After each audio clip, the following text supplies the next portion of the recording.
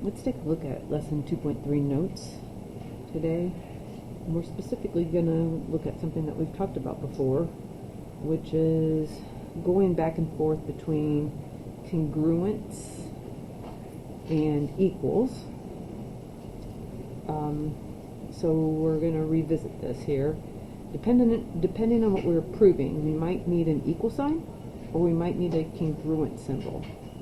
So what we're looking at here is that the definition of congruent angles. So I find these ones a little bit easier to talk about because if we have the measure of angle A and the measure of angle B, we put an equals in there. So if we see measure, we're going to use equals. Then if we're just talking about the angle A and angle B, then we're putting the congruence in. A little bit more challenging over here with the congruent segments. When we have the symbol for segment, that line on top of it, then we can say that segment AB is congruent to segment CD. So we have that symbol in. When we don't have the symbol, then AB is going to be equal to CD.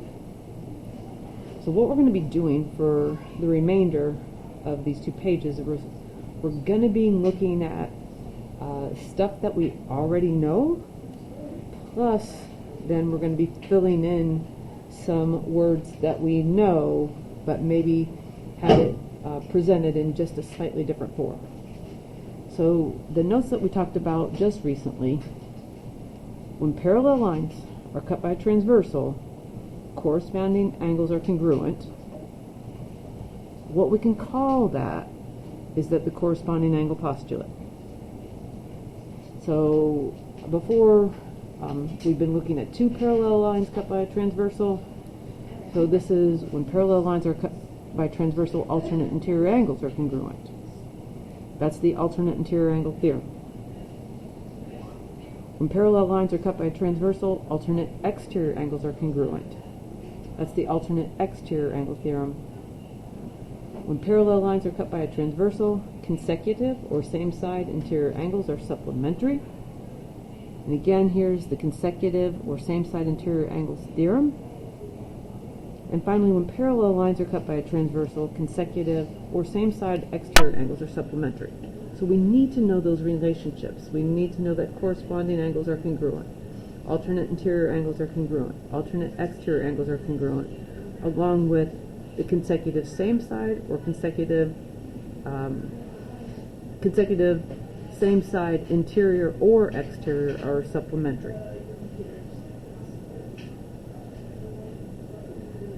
Those, if we look down below here, these ones hopefully are familiar to you. We haven't been using them for a while, but the subtraction property of equality just says if we subtract something from one side, then we have to subtract it from the other.